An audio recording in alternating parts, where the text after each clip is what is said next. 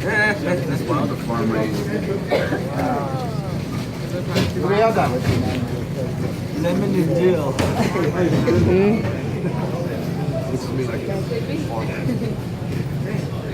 All right. So what we have here is I have a salmon. What we're going to do is we're going to learn the fillet technique. I think you probably learned it, or no, in one of your other classes. Did anybody see it before? Seen it. What we're going to do is we are going to we have our mise en place to make gravlax. Okay.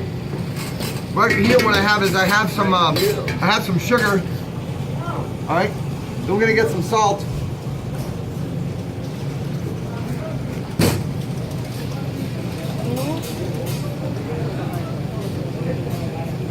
Make sure my cutting board doesn't slide, right?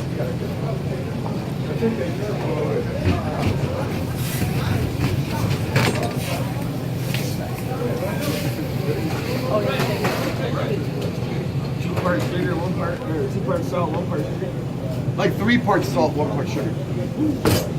We're making a dry cure. All right, it's a curing method. Curing method.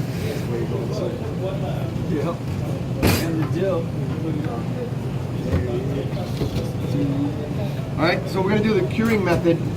I have some lemon, we have some fresh dill, I have some salt, I have some sugar, and then I'm gonna need some salmon. All right, now we have our salmon over here. Hey, buddy. Oh my gosh. All right. I wanna make sure my knife is nice and sharp. Okay?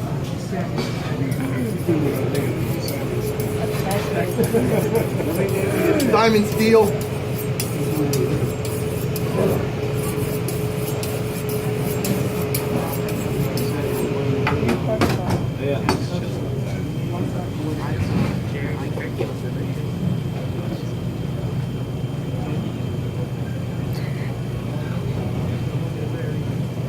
Want to push the button? Can I hold it?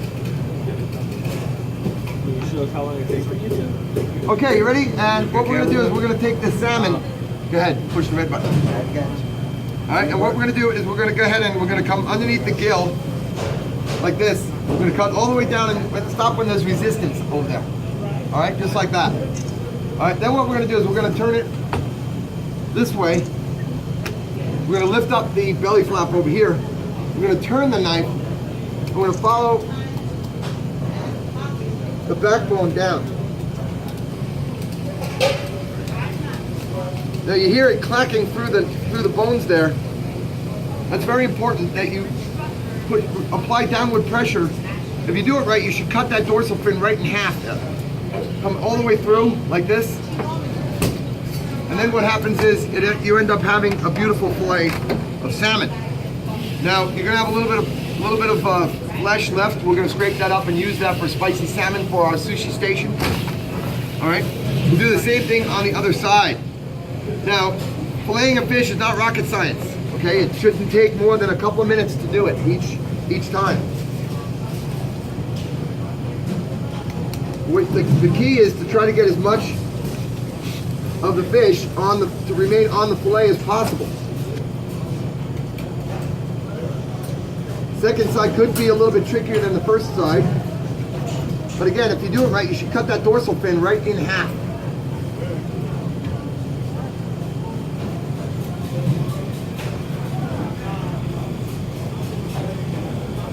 There we go, just like that. Okay? Now we have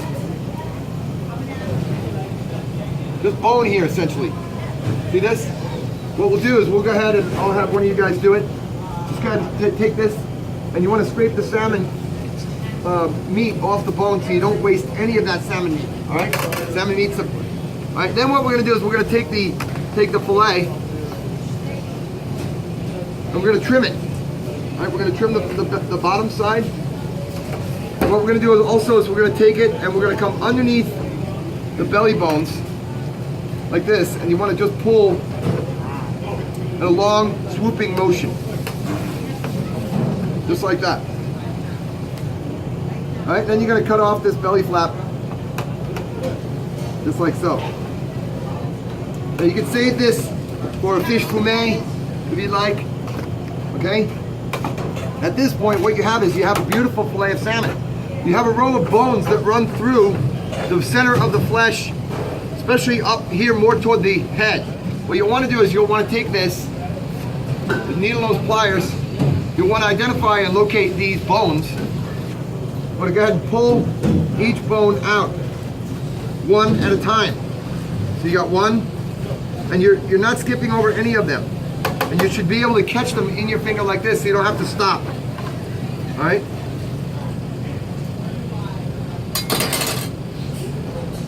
This one is a wild caught salmon, so that the bones come out a lot easier than the farm raised. The farm raised, I don't know why, but the farm raised have a more difficult time pulling the bones out. I think it's because the flesh is not as firm, because they're not swimming in the open sea and developing the muscle in the tissue, right, in the connective tissues and things. Now, are these dyed orange? There was most salmon dyed. Nope, the reason why it is, well, the farm raised, yes. Yeah? But the wild, the reason why the flesh is pink is because of the fact that their main diet is shrimp. All right? Yeah, farm raised, red dye number 3 or whatever, you know what I mean? Or huh? Corn too and stuff, yeah. Is there a reason why you use a chef's knife and not a paring? Or not a fillet knife? Fillet knife, yeah. I think the chef's knife is the most versatile cutting tool, and it's just my preference. All right, now at this point, what I want to do is I want to take the salmon fillet with the skin still on it, just like that. I want to put the skin side down onto a sheet tray like this. We're going to make what's called gravlax. Now what I want to do is I want to take a layer of fresh dill. Everyone should take a little bit of this dill and smell it, because it's going to be on our quiz as product identification. All right, you want to make sure that you can identify when the chef tells you go to the walk-in and get me some fresh dill, that you don't bring them back tarragon. All right, that you know exactly what fresh dill is. This essentially will flavor the flesh, but it will also protect the flesh from the direct contact of the curing spices. All right. At this point, what I do also is I'll spill or splash on a little bit of lemon juice. You can use fresh, or you could use, in this case, I'm using a little bit of bottled stuff. All right, you could also use vodka. All right, the Germans use a little bit of vodka, or the Russian use a little bit of vodka at this point. Now I have, again, 2/3 salt, 1/3 sugar. 2/3 salt, 1/3 sugar. I'm using kosher salt, and literally what we're going to do is we're going to bury it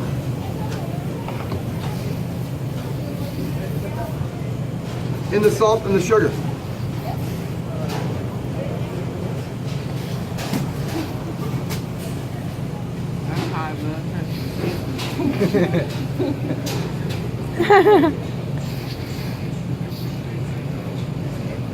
I'm going to leave this in the walk-in refrigerator for about 48 hours. And then we're going to have it's going to draw the moisture out through a process called osmosis. Draw all the moisture out and replace it with some of the flavors from the salt and the dill. And it's going to be an absolute wonderful, wonderful texture and flavor and color and everything. So that's called gravlax. Everybody say gravlax. Gravlax. Gravlax, that's it. Good job. All right.